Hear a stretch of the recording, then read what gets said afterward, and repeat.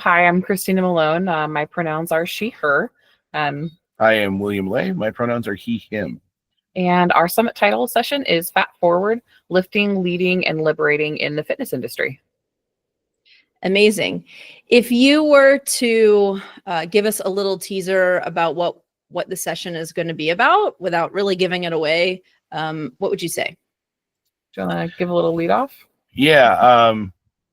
First off, we're really excited to be there, and there's a lot of things we want to talk about, but I think the little teaser, we're excited to teach people about like the movement behind fat bodies. Getting in there, like the demonstration is one of my favorite parts, because for me, I do most of the demonstrations, which is fun for me. And I get to like really show people like some of the tips and tricks on like what is it like to move with a big body. And I think that's a little teaser that we're going to go with, is just really excited with that part. That's me. Yeah. And then kind of the part that we want to touch through is really working with folks on how do you relate to your folks and your clients in a bigger body, and you are not necessarily in a bigger body yourself, or you don't have that shared live experience. How do you relate and engage and help clients deal with things that you may not personally have experience with? That's a great, that's going to be a great session. I'm really looking forward to that because those things come up often, and we want people, our biggest mission is to make people feel comfortable, and that goes for everything, comfortable moving. 100%.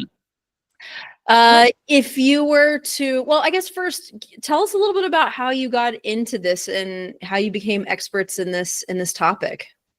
Yeah, absolutely. So both Will and I are lifelong athletes and have been in bigger bodies for our whole life. So my entire lived experience as an athlete is as a bigger bodied, aka fat bodied athlete. And so I've been in different sports, everything from doing some track stuff when I was younger, volleyball, worked with horses for years, ran marathons for a little while. So just have kind of done the gamut in terms of that, and really shied away from strength training for reasons I think that most of us understand, in terms of that if you are already in a bigger body, there's this fear of like, oh gosh, I don't want to be any bigger than I already am. And so I think for me, when I had the realization that that was really not what was healthiest for my body, and really what the best thing to do is really to kind of lean into my body's natural tendencies, which is strength sports, giving my body enough fuel, making sure that we're doing the things that we need to do. That really led me into CrossFit, which by definition led me into powerlifting. And so I've been a competitive powerlifter for a little over a decade now, nationally competitive, and just realized that I really wanted to help create a space where folks could get into the sport in just a much more encompassing and, like, I guess, inclusive fashion than I was able to experience it as a young athlete. And so for me, that's really the goal, and kind of the 30,000 foot view of like, why did we do this? It's to create the space that we would have needed as young athletes. Yeah, that's amazing.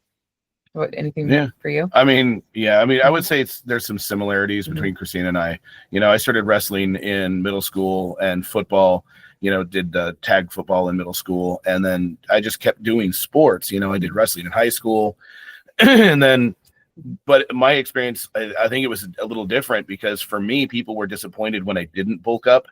I didn't want to go to the weight room because the guys, most of the football team and most of the people I played with were all very cruel.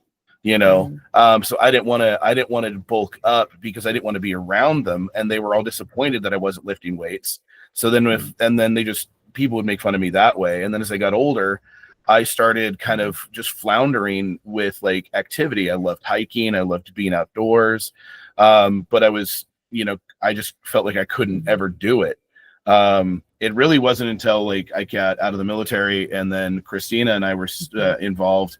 And she basically about 10 years ago brought me into powerlifting with her. She introduced me to her coach, and we started doing it together, and it became one of those things that her and I just really loved and engaged together. But it was the first time I ever was like, holy shit, it's okay. Pardon me. Sorry. I'm not supposed to cuss.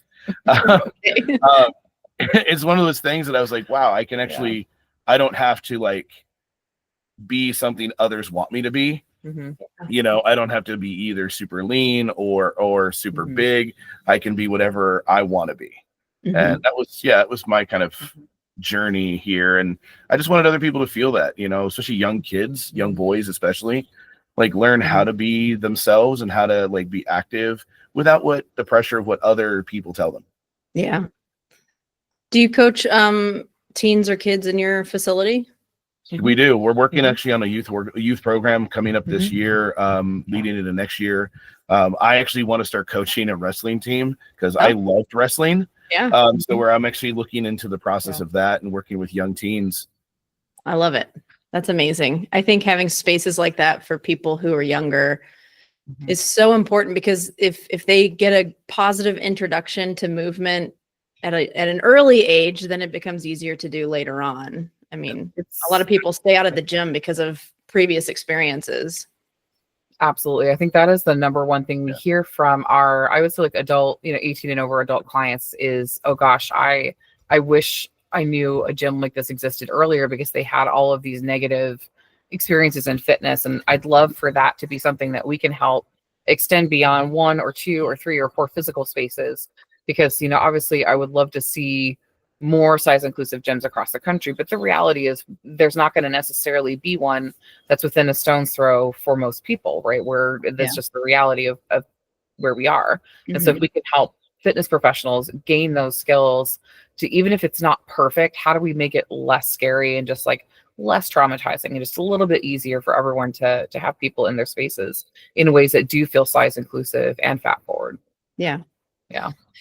What do you hope that the attendees will take away from your session? I think for us, really the big thing we hope folks take away from it is feeling like you have a toolkit that you've started to kind of put things into that will help you when you are coaching your bigger body clients, that you have a toolkit to pull from. So when you encounter a certain type of issue, whether that's something you yourself know how to deal with, or you're like, gosh, I made a connection, let me reach out to these people to see if I can get some advice. Just breaking down those barriers of kind of, I don't want to gatekeep things with that. I want to make sure that we're able to enable other coaches to train folks in any body size, so that we can help just be part of that, moving the needle on fitness really into size inclusivity. Like for me, that's really the big thing. I would definitely agree. I think another big takeaway is also, like Christina mentioned, gatekeeping.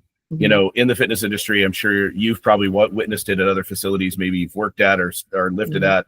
But there's a lot of like gym owners like to gatekeep their secrets, and they don't want to share with anybody because they're mine, and they hoard them like little gems. And the problem is that if we do that, we never actually help our clients, And I think that's a big takeaway, is like helping other people learn, hey, if you don't have the answers, that's okay. Just use your tools and reach out to those who do, and don't gatekeep each other. Yeah, that's a really great point.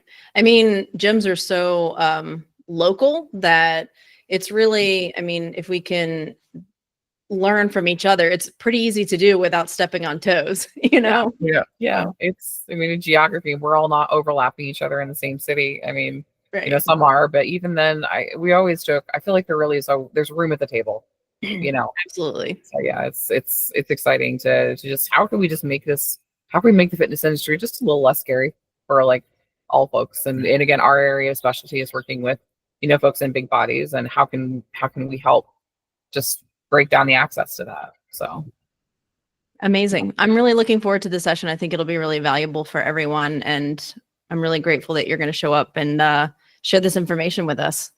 Absolutely. We are so excited to come up and be a part of this, and are so grateful to y'all for putting on something like this. We know it takes a lot of work to coordinate, and just truly grateful for the opportunity and for y'all for doing this work.